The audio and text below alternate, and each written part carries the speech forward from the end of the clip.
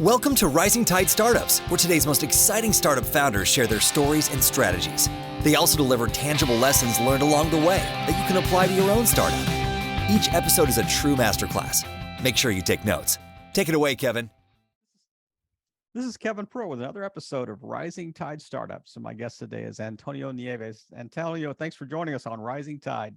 Hey, I appreciate the introduction, Kevin. I'm happy to be here. And we had a great little intro back and forth.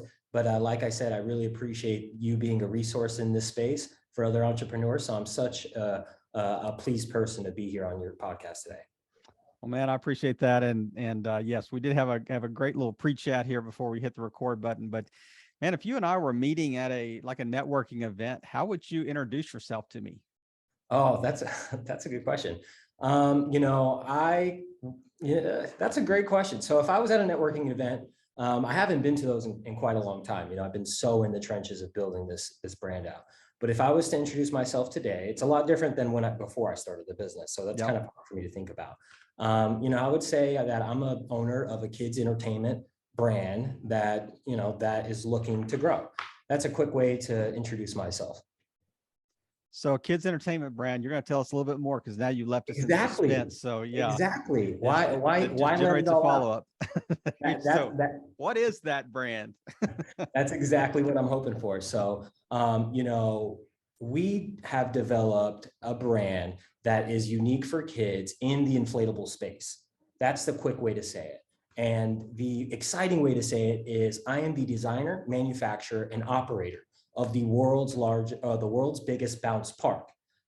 We have operated 4 of those parks in Arizona and California, and we've seen a lot of success and strong feedback from families and young children that really need this in their life because it's in the sun, it's a unique experience, and what we've done is we've taken the architecture of inflatables, which has kind of been the same for 30, 40 years, and we've elevated to a space that really is a wow factor for both parents and kids. So it's a lot of fun. So it's interesting that you kind of took the idea of I've got a birthday party and I've got a bounce house, or whatever that I've inflated in my side yard to, kind of put it on steroids. And you said, hey, let's make an entire park, made out of these things. So had this idea been done before? Not in this capacity. I have seen inflatable events that have been successful in the past.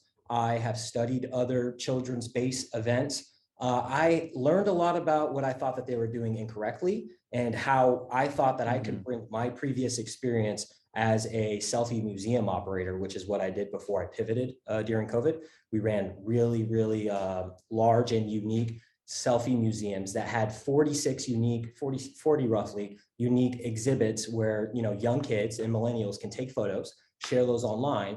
And we were kind of a partner with the mall as a marketing arm to bring fun people into the mall. And so I launched as that in 2018.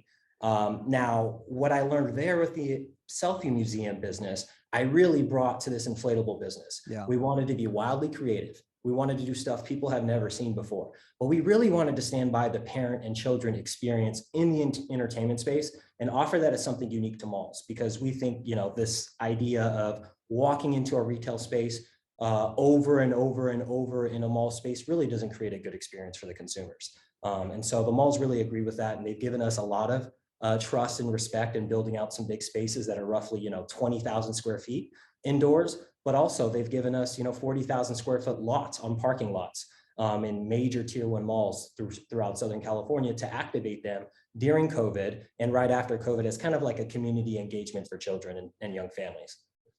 It was this, give me the exact, the time frame of your initial launch, like when you launched the first park. Yeah. How does that relate to COVID? Yeah, there's so much has happened since then. I got to be honest with you. We were operating these selfie museums in large malls, roughly 1 million square foot plus properties that, had tenants like Cheesecake Factory and Dave & Buster's. So pretty good spaces. During COVID, our space was indoors and in California. And so our mall was 100% shut down for roughly 4.5 months. My revenue went from making a couple, million to zero. Mm-hmm. And me being an entrepreneur, my partner, who is a big collaborator of mine and a big part of our success, we decided, well, if we can't work indoors, let's do something outdoors. And we decided that we wanted to have another option for malls to present to them, because the indoor spaces really they're heavy construction. A lot of stuff can go wrong. It takes a year and a half to get open, even if you get the permits pretty quickly. And for us, we thought we could operate an outdoor space with the mall real effectively and bring in 50,000 people into the mall to try and hope that they would go into the mall after the event and, spend a little money during commerce. Yeah. Yeah. Now that is interesting, because you kind of saw the obstacle and thought, hey, so how do we go around this? How do we work? I mean, when you go from, 7 figures to 0 figures, that's a pretty abrupt, like slap in the face. You're going, wait a minute, I've got people to pay. I've got bills. I've got, mortgage, whatever this is out there. You're thinking, we have to do something. And it's not like, what are we going to do in 18 months? It's like, what are we going to do in 18 days? Was it scary? Listen, it was. I was inside of this 1 million square foot mall by myself, working in front of a Chick-fil-A using their free Wi-Fi, and not a single soul in the entire mall. And so for me, my entire world shattered. I really thrived on, engaging with the traffic of the mall and partnering with a mall that has a strong reputation in the community.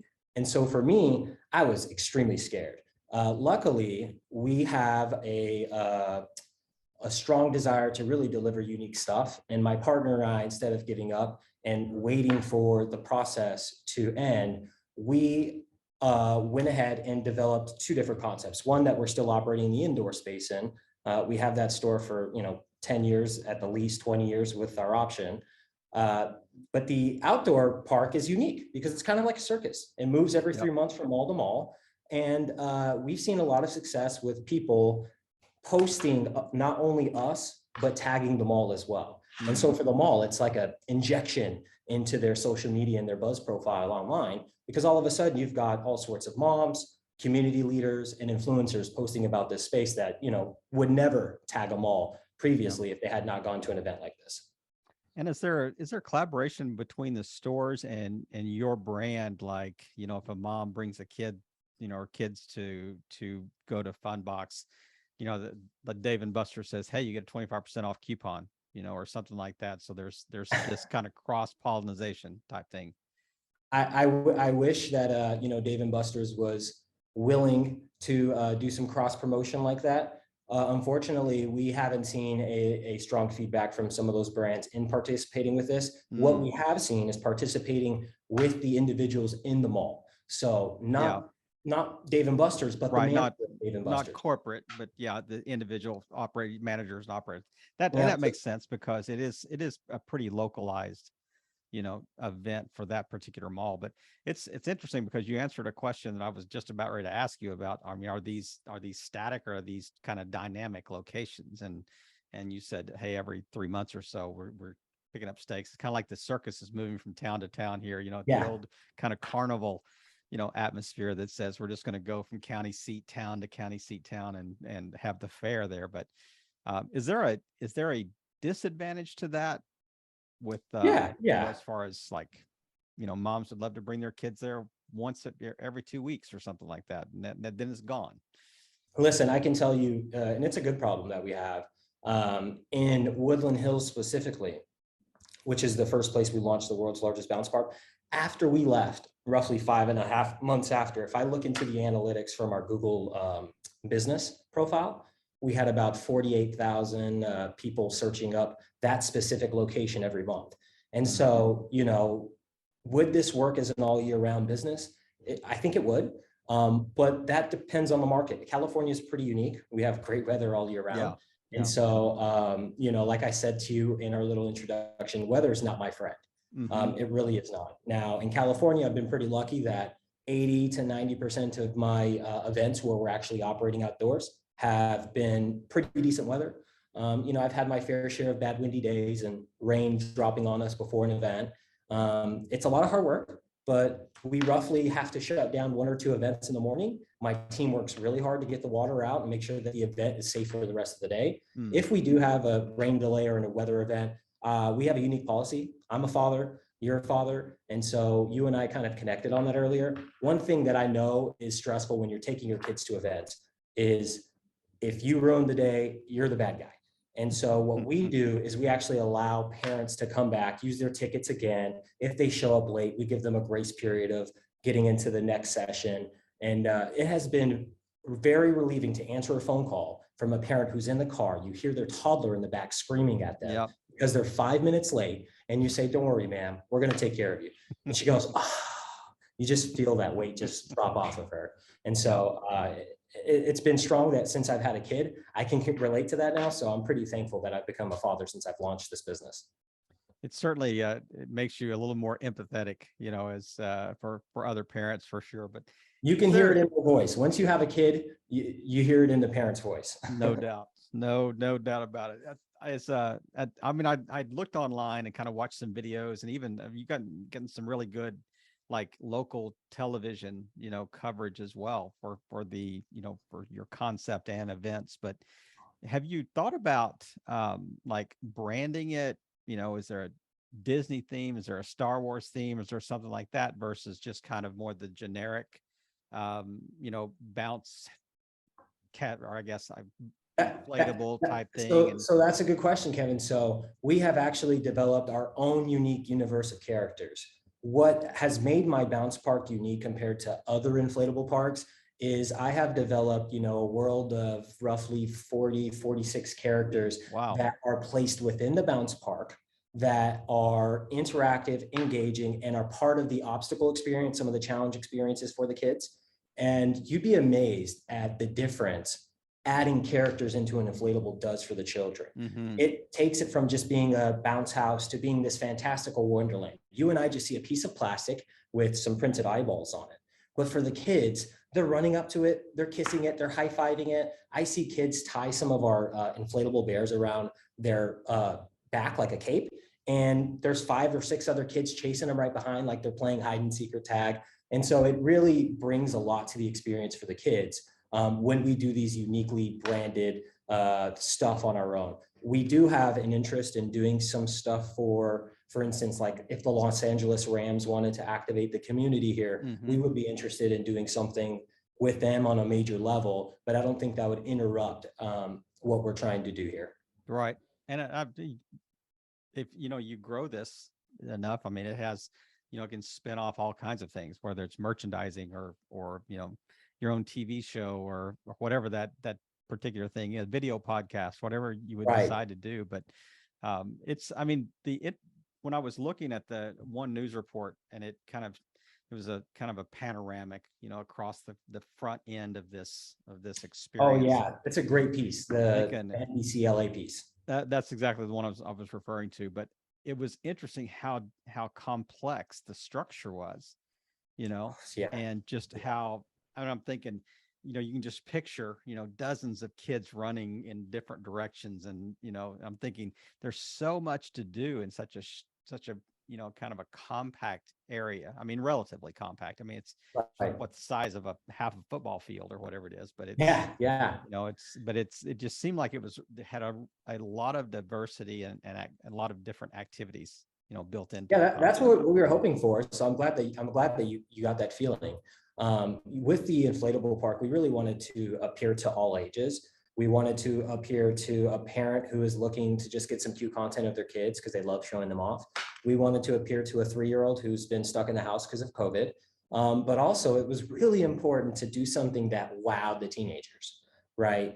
Because if we didn't win them over, parents had a hard time convincing the kids to come to the space. And so with our characters and with some of our games, we have, took the design, flipped it on its head, and made it attractive to pretty much all ages. Our entrance, and I'm not sure if you saw in the NBC LA piece, our entrance is like a 20-foot tall frog mouth, right? And you enter in through this frog mouth, and that kind of sets the tone for the whole experience. It's wacky, it's colorful, it's creative, and people who are like myself, which are kids at heart, no matter how old I become, they see the space and they're like, wow, this is a lot of fun. And they go in with their kids, they disconnect from their screens. And I've taken my kid to other family entertainment centers, And oftentimes, there's a big sofa in the front, and that's where all the parents are hanging out on TikTok and Instagram and, maybe Exactly. in their emails. At my space, roughly half of the parents are actually going in there, playing with the kids in the bounce house, trying to do the obstacle course, trying to do the top of the ninja wall. And it's really cool to see that type of parent engagement, especially in a time that we're in today, where, I have a 2.5-year-old. I have a hard time of trying to keep her off screens, whether it's a tablet, a phone, a TV, Yeah. I mean, anything. And so I'm happy to spend any time with my kid outside the house, in the sun, jumping around, being physical. And a lot of my franchisees actually have some of the same values as I do on some of those things. Most of them are parents. Most of them agree that, this millennial age is kind of hurting the parent-child relationship. And we all want to do something unique for our community and activate it with this kind of event where we can bring in, friends and family, neighbors, Right. teachers, different schools, church organizations, and give them a place to come together and, just enjoy being a parent and have some ice cream while you're at the bounce house too. So merchandising, you're right, is a big part of our future. And finding unique areas of revenue for my franchisees has been a big part of my focus over these last couple of weeks, whether it be through sponsorships, merchandising, new concessions through branded experiences. So instead of just selling snow cones, I could build a inflatable tent of a bear with a beanie with 4 long arms where the snow cone dispenser comes out of the arm. I mean, the level of ingenuity that I can do with inflatables is really limitless. And it just comes down to how hard are we willing to work to make it unique for kids, right? If we just give up on it because we think, we should just buy a tent instead of designing a beanie dog dispenser for the snow cones, you'd be amazed at what the conversion rate of design can do in terms of family entertainment centers. My indoor space went up roughly 40% this year in revenue, just because I did a complete remodel. I invested 100 grand back into the space. We built out some unique birthday rooms, which have now become 30% of my business since the remodel. Previously, it was only 10%. So it was a big part of my revenue increase over there. And it's just capturing people that are walking by in the mall through great design. They see the space, they walk by, and the kid goes, "Mom, I want to go there." And that's a big part of my marketing, is just amazing delivery and design that when people walk by, they can't deny just trying to check it out at least once. Now, customer service keeps them coming back, but that design is really what turns their head. I like the idea too of kind of this quick hit thing that says, you're buying an hour at a time, or you're buying, a certain time segment versus, like going to Disney. We're there all day, kids. I mean, that'd be really hard and even more difficult to churn. I mean, you want to, I guess, know how many people you have in the structure at any given time. And is it partitioned? Like, this is the teenager section, this is the under 5 section, this is the, kind of middle school section, or is everybody everywhere? Everyone is everywhere. We have tried to keep them separated, but I got to be honest with you. Even the 3-year-olds want to do the things that the 13-year-olds are doing. Of course they do. When you're at the world's biggest bounce park, you have to go and discover the whole place. Yep. And we have tried to build these toddler parks on the side for the 3-year-olds that are still really amazing on their own. They're 20 by 20. They have some unique attractions inside of them. I mean, those places are ghost towns. Even my 2-year-old, I had a hard time trying to keep her in there when I was out of breath, just hoping that she would stay in this space so I can breathe for a second. And so for us, it's really cute to see. You see a 65-year-old in an obstacle course with their grandson, and it creates some memories that you think might last with a parent or a grandparent for a long time, or even a kid. And that thought kind of makes me pretty happy. And are there people that are staffers that are in the structures as well to make sure that like teenagers aren't flying through there, knocking 5-year-olds down type thing? Yeah. Yeah, of course. We have, we kind of work like if you've ever been to your local YMCA, we have lifeguard stations. We rotate those stations out, and we make sure that not only are we delivering great design and fun and wacky experience, but a really safe environment for handling 300 to 400 people at a time. When parents first walk in, you can see that they're a little bit stressed about where their kid has gone, because their kid just darts off into a 25,000 square foot colorful wonderland. And after about 15, 20 minutes into the inflatable, we're a one way in, one way out inflatable. And so we control, other than emergencies, we have unique engineering for exiting people in emergencies. But other than emergencies, we have a one way in, one way out. Once the parents realize that, they're relieved to know that their kid can have a good time, they can have a good time, and they don't have to worry about, little Johnny slipping out the back and disappearing. Yeah, that is, I mean, it seems like you've thought of so many things, and probably, some of those things were born out of necessity, out of issues that you ran into or whatever, you had to adjust for them. But if you come up with a new design, like in your mind, you're just sitting there on a weekend and you've got a, cocktail napkin there, and you start sketching something out. Do you have places that can just put that into action? Just say, I want an inflatable, like you were talking about. I want an inflatable that the arm delivers a snow cone. Yeah. Are there companies that say, hey, no problem, we'll design it and we'll have it done in 2 weeks, and we'll have the design, at least the sketch and the artwork done in 2 weeks? So that part we actually do completely in-house.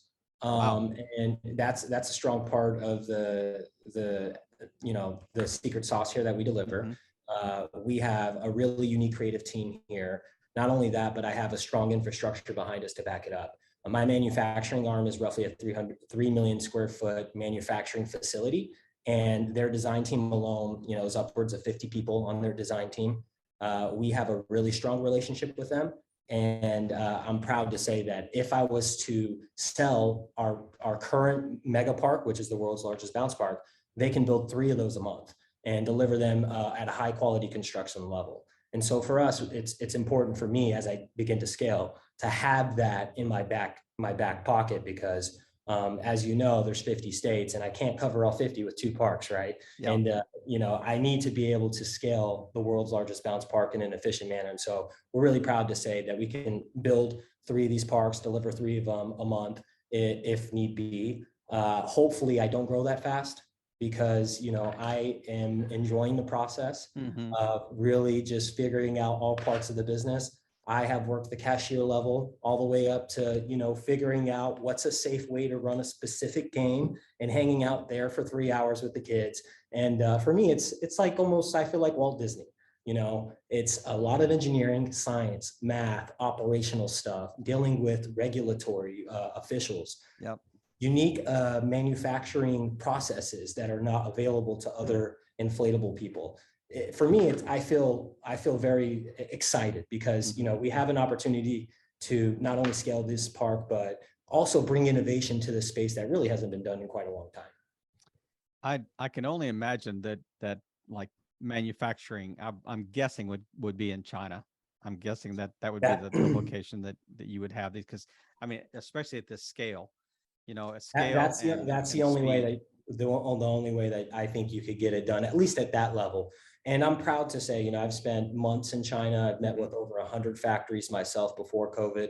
When I did my selfie museum, that was $1 million museum, and every square inch of that place was manufactured in China. And you could imagine what that could have cost in the States if I had done it in the United States. And so for us, we're really proud to say that we're not afraid to hop on a plane for 16 hours, go meet with a factory, spec out the specific yarn type, put them through a strong auditing process, and really vet out these factories to find out who is a strong arm for us moving forward. Now, the factory we're working with currently, we've worked with since the beginning, and you'd be amazed at how hard it is to try to teach a Chinese manufacturer how to build something at a high quality level, or even above what currently exists in the standards. And I'm very thankful that my partner is willing to play ball and has elevated our construction processes since we began working with them. And they are extremely interested in they're one of the biggest manufacturers in the world of this stuff. And they're extremely interested in the ideas that we bring to the table and how we can help them also elevate the work that they do. And so it's important for us also to keep that relationship strong moving forward, because I do need their factory to be able to produce this level of efficiency with these parks. Right. But I mean, you're not talking about, building a birthday bounce house. I mean, you're talking about building a monstrosity, that and at scale.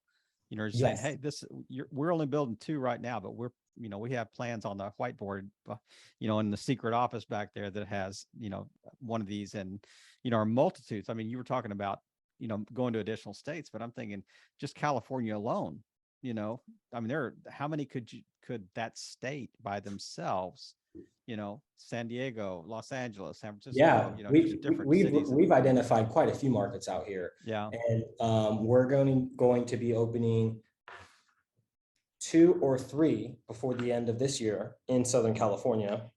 One is a site that we visited before. One will potentially be a new site. And the other is actually the mall that I have a store inside of. Mhm. And that for us will be a unique attempt because we will have an activation in the parking lot and inside the space. And so for me, I'm pretty excited to figure out, well, can we turn this community outdoor event into a marketing arm for my indoor space, which is really going to be there for 10 years, be a part of the community. And we're hoping that the big park can open the doors for some strong talks with leaders in the community to make sure that, we're funneling the business back indoors after we leave during the 3-month campaign. So you do the 3 months and at different malls and you kind of move to another location. Is there like every year you come back to, like every quarter you're moving to a different location? Then in January, I'm back at the same mall till March or April. Is that the plan, or are these always new locations? That's a good question. So I think it depends on who the owner operator is. And it depends also by how well it performed the previous year. So for instance, Woodland Hills or Topanga was a very strong performer for me. As a matter of fact, it was one of the best in my portfolio during the last 4 activations. And so it makes a lot of sense for me to go back there. Also, another identifier might be for an owner operators where they have their summer home at. We might have a franchisee who's interested in operating something in Reno during the winter months or the good months there, and then also operating something in San Francisco, right? And doing that twice a year, having 6 months off, and making upwards of 6-figure profits. And so for us, it kind of depends on who we're talking to. Most of my franchisees want to operate in the community that they're in initially. Mm-hmm. And once they see that the system works really well for them, they're hoping to branch out into other places. And so it kind of depends on who's putting the show on. Yeah. Is there an idea that you're going to have like a mini version of this maybe someday for smaller markets? We actually are working on a more condensed version for smaller markets. Our world's largest bounce park doesn't fit in most American mall parking lots because of cement islands, light poles, different fixtures that they've put in there for decoration, and finding and identifying properties in Southern California that had a blank 25,000 square foot spot for this was part of the challenge as well. Yeah. When we designed the space, we didn't think about where we were putting it initially. We just decided, let's go bigger than everybody else. We're lucky that we were able to fit that park where we were, but moving forward, we have changed the form and the shape of the inflatable a little bit. So it's not just a rectangle, and it allows us to fit in a higher percentage of mall parking lots. I mean, I can also see, and maybe this is my Jiminy Cricket Walt Disney mind going here, but I could see almost like a Lego design where you have different components that can be put together to fit around obstacles, and so the outline is not maybe a perfect rectangle. Maybe it's you can say, okay, this is a 40 by 40 space. We can put this particular thing in. That's 20 by 40. Then this is, that type of design, moving forward, you could put them anywhere. Kevin, great minds think alike. So I didn't come up with. I'm sure you've been talking about it for months. Yeah, so that is one of the things that we do offer franchisees. We have some additional add-on options that are 40 by 40, a 50-foot obstacle course, other unique things like we call the Giant Mountain. It's a 3-tier level game that has ladders on one side, rock climbing walls on another side, slides on another side, and has like these moon bounce. We call them moon bounce shapes, where basically you can bounce up the triangle. And so, that's a unique add-on that we could offer for franchisees. So having a modular park is also really important for us moving forward, because that big giant rectangle was an obstacle for us in scaling. Right. If I can't fit in, most American top 25 DMCAs, it wasn't going to work as a franchise. And so you're right, that Lego model is kind of our future moving forward. And we hope that it can also, with the unique shape, it can also add a sense of discovery, because, you know, there might be these breakaways and unique mazes, and, you know, you push yourself through some type of blocked entrance, and all of a sudden you're in a different world. And so for us, you know, the creativity, we dial it all the way up. We think about Picasso and a lot of the work that he's done. How can we have a childlike manner in a lot of the stuff that we design? A lot of the things that I thought were going to be a big hit simply aren't. And the kids will tell you what's a big hit once you open the inflatable park. And we found out pretty quickly, hold up, there's 300 kids on this side and 20 kids on this side. What are we doing wrong over on this side? And so it's been a great audience to serve, because you're not confused about what your customer wants. It's very clear what they want. Where are they playing? Where are they enjoying themselves? What are they avoiding? And, you know, for me, it's really a strong place to be, because I love working with kids. It is. I love the way that you kind of describe that. Like, you know, they are the pure audience. You know, they're the pure focus group. You know, they don't bring bias to the table. We know what we like, we know what we don't like, and we're going to tell you by our actions. Yeah, you know, for sure. So dream out a little bit. What is this going to look like in 3 to 5 years? And you're, you know, what in the magic dream world that you're sitting there now? He gets a big grin on his face. You know, hopefully in 3 to 5 years, I think I have a unique opportunity, because most businesses in the children's entertainment space kind of start online, and then they morph into the physical space. And I think it's really hard to try and teach a software engineer how to put together an event. Where I think in 3 to 5 years we're going to be is trying to figure out, how can we take these community activations in the physical space, but reinforce it back at home when the kids get at home. I know my core customer is roughly 3 to 12 years old. And so I should begin starting to do YouTube channels that are geared toward that audience. So that way my brand can be continually inside of the kid's face. So if I do leave a market for 6 months, when I come back, you know, the kid has a familiarity with Bob the bear, or, you know, Carol the carrot, or whatever my unique character might be. And so really personifying what's in the park, in the digital space, to try and hit customers while they're at home, educate some kids with some media, because I am, you know, as I'm watching my 2.5-year-old grow, I can see that there's a need for that in the kids' entertainment space. It's all about entertaining them with serotonin, right? High hits of serotonin. Every single kid's family entertainment center is bright lights, big loud noises, lots of color. And so I'm hoping that we can take our creativity into the digital space and reinforce, you know, our passion for kids once they get home. So in 3 to 5 years, I'm hoping we're going to have a fully fledged, you know, physical entertainment business inside American malls, but also a really unique studio side where we can produce content for kids and reinforce the fun that they had at our space. And that is exactly, we talked about that a little bit earlier, kind of like the edutainment, you know, the education, entertainment, you know, montage. But and I just applaud what you've got, what you built, and, you know, at a relatively young age. And it's exciting to see, you know, just what you built so far in a really short period of time. And then, you know, we'll circle back. We'll have an encore episode in a couple of years and just let you say, yeah, I did that. Now I've got my, you know, I'm taking my private jet to my island, you know, where we got the island, you know, inflatable. It's actually a floating inflatable park, you know. Hey, Kevin, listen, one thing, you know, you and I didn't talk about is I grew up a foster kid, oldest of 10 siblings. So hopefully I won't be saying I'm on a jet. Hopefully I'll be saying I've started a foundation and I'm helping kids, you know, find the little entrepreneur in them that are, you know, foster kids and maybe growing up without a father or without a mother. And so hopefully, you know, I'm not on a jet, because that'll mean I sold out. You know, I have a big passion for advocating for foster youth that are over the age of 15, 16 years old. I don't like advocating for the babies.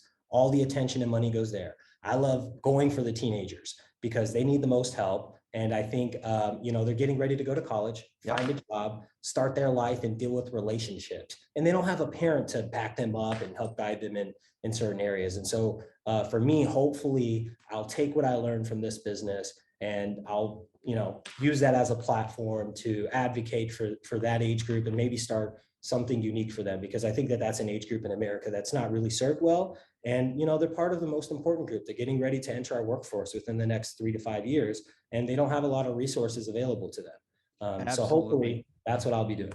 Absolutely. Yeah, the private jet was a little tongue in cheek. I think our hearts definitely resonate with it. I might go once or twice just to enjoy. Right. Just to enjoy. Might fly first class just to see what it feels like. If I do, Kevin, here's my vow. You're coming with me, okay? Because you made it happen. You called it, you manifested it. And so if that ever happens, me and you're going to give a nice little chink in the air. Well, you let me know. I'll bring my Snoopy sleeping bag, and we'll bring our little our suitcase, and we'll get on that plane. So, awesome. Man, you've learned, obviously faced some lessons and obstacles in a, like I said, a relatively short period of time. But if you would just talk directly to, young founders that are, they may still be sitting in the cubicle. They may be thinking about, I've got a great idea. They may have just tried to launch something. What are just one or two just really quick lessons that, are pretty industry generic that's, you would say, man, I wish I knew this when I started, these 2 one-liners that are saying this would have made all the difference today, that it was really a hard education, for me to learn. So what are 1 or 2 things that really stand out? Yeah, for sure. The resources available online that you think are online. There's much more available than you think are ever online. And so education shouldn't stop at going to school. I'm really thankful that, when I was younger, I had an interest in technology, but it wasn't until recently that I learned how many resources are available to me as an entrepreneur as I'm scaling this online. Wow. What else has come to mind? Even like managing people, or you've probably gone from you and maybe you and your business partner or whatever to like, man, we got a staff now. We got to do something different. Yeah. People is probably the hardest part of the business. I got to be honest with you. But I have learned that technology has helped me manage parts of the business that I see major brands or Fortune 500 brands failing at doing. I'm very proud to say that, I pay all my employees weekly, which, we're in the modern age. I don't understand why more companies aren't paying their employees weekly. It's very easy to do in this modern age to run payroll with 3 clicks of a button if you know what you're doing. And so that has been a strong identifier with my employees. I was in that age group. I was a teenager, a college kid not too long ago. And so I remember some of the things that made me feel bad as an employee that managers did to me. And so I'm happy to say that, I have strong systems and processes in place to let employees know that we care about them.